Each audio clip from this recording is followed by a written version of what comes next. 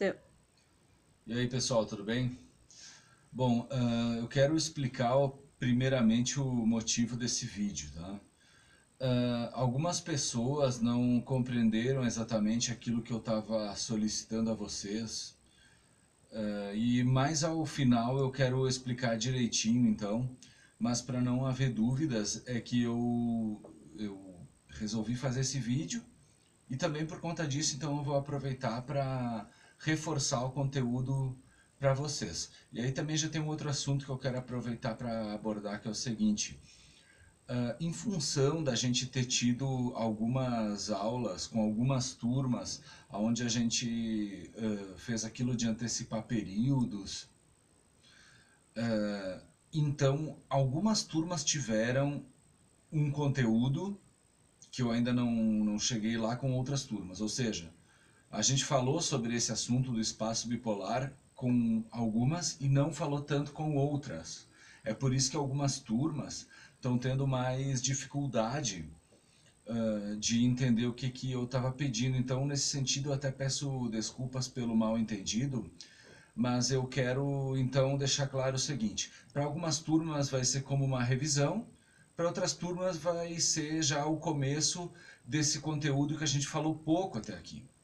Tá? Então, do que a gente está falando exatamente? É do espaço bipolar. Ou seja, na história, aquilo que é chamado de Guerra Fria. A bipolaridade ideológica, ela nasceu após a Segunda Guerra Mundial, quando duas superpotências dividiram a hegemonia do mundo.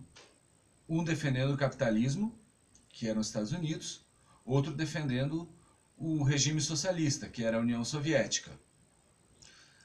E cada um tinha as suas particularidades. Eu vou falar um pouquinho aqui delas, para depois ficar mais claro para vocês o que exatamente eu vou estar solicitando, ok? Então, do lado capitalista, né, dos Estados Unidos, havia a defesa do livre mercado. O que é isso? Liberdade para comprar, vender, produzir aquilo que quiser, buscar o lucro e arcar com os prejuízos. Ou seja, produção individual.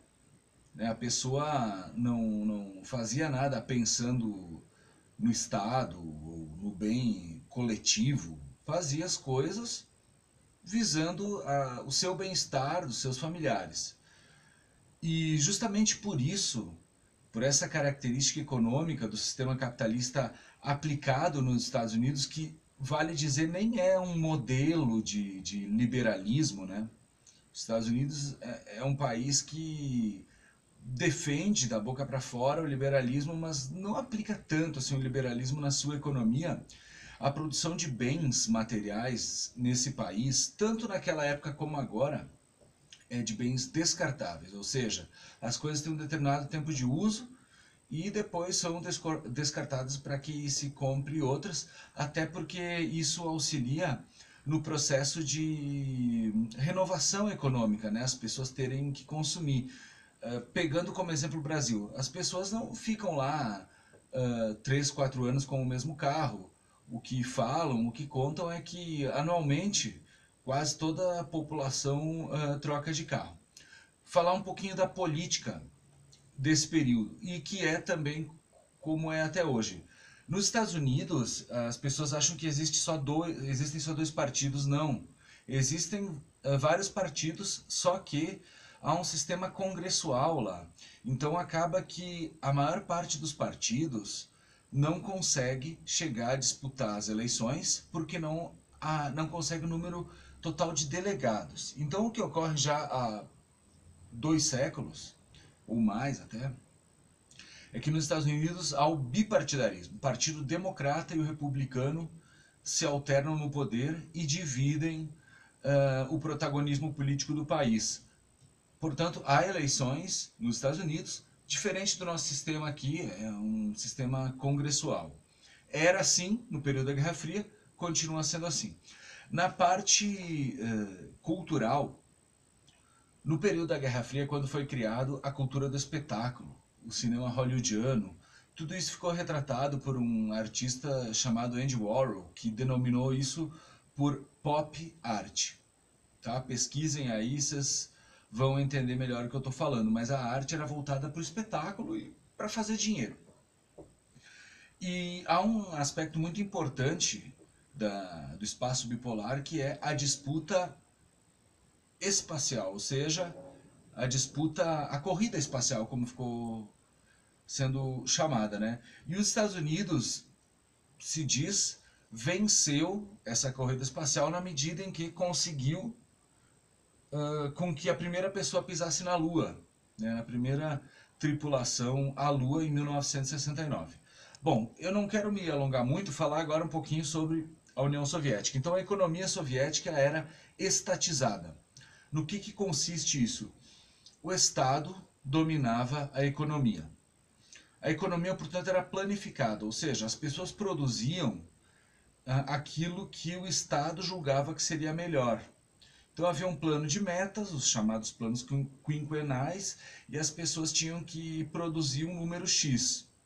E isso era controlado pelo Estado. E tudo, e é assim no socialismo, tudo é do Estado e, em tese, ele divide tudo em partes iguais para a população.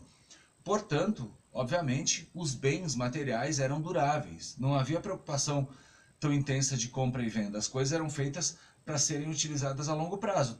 Certamente, a história registra isso, não eram os melhores bens do mundo, mas eram de fato duráveis. Um exemplo é o automóvel, o Lada, que era fabricado para funcionar em todo tipo de clima, de solo que existisse na União Soviética. Sistema partidário era assim na União Soviética, é ainda assim na China, e em Cuba e na Coreia do Norte.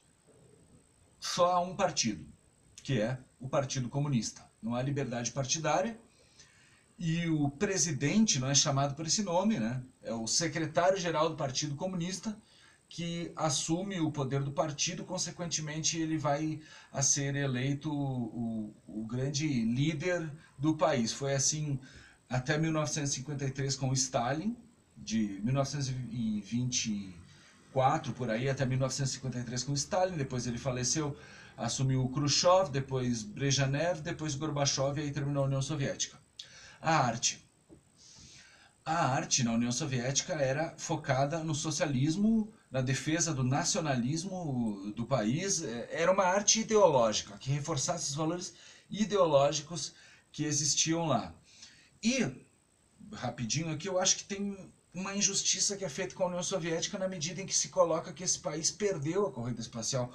Olha, eu não diria que venceu, mas tem um grande mérito dos soviéticos que foi ter enviado o primeiro ser vivo, que foi a cadelinha Laika, e depois o primeiro homem, primeira pessoa, o Yuri Gagarin, a ter ido para o espaço, certo? Espero ter ajudado, amigos. Agora, falar rapidinho das atividades. Então, o que ocorreu de problema naquela primeira atividade? Eu pedi para vocês diferenciarem o espaço bipolar, ou seja, o que eu estava solicitando era que diferenciassem os dois sistemas em questão, o capitalismo e o socialismo. Acho que faltou deixar isso mais claro. Portanto, é isso que eu estou solicitando naquela primeira tarefa que eu passei semana passada, diferenciar os dois sistemas e analisar qual dos dois sistemas, no entendimento de vocês e tendo como base a experiência dos Estados Unidos e da União Soviética, qual foi a melhor, qual vocês acham que é a mais exitosa, que vocês gostariam de defender aí como um ideal, ou gostariam de viver.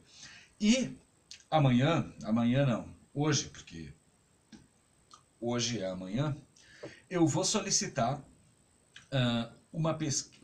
que vocês pesquisem sobre o posicionamento de outros países em meio ao conflito do espaço bipolar, em meio à Guerra Fria. Então, eu não quero que vocês pesquisem os Estados Unidos e a União Soviética, com isso que eu estou perguntando hoje, e sim que vocês pesquisem como os países se alinharam ali. Vocês são livres para escolherem alguns países, tá? Mas eu vou dar algumas sugestões. A Inglaterra, Cuba, a China, são casos muito importantes.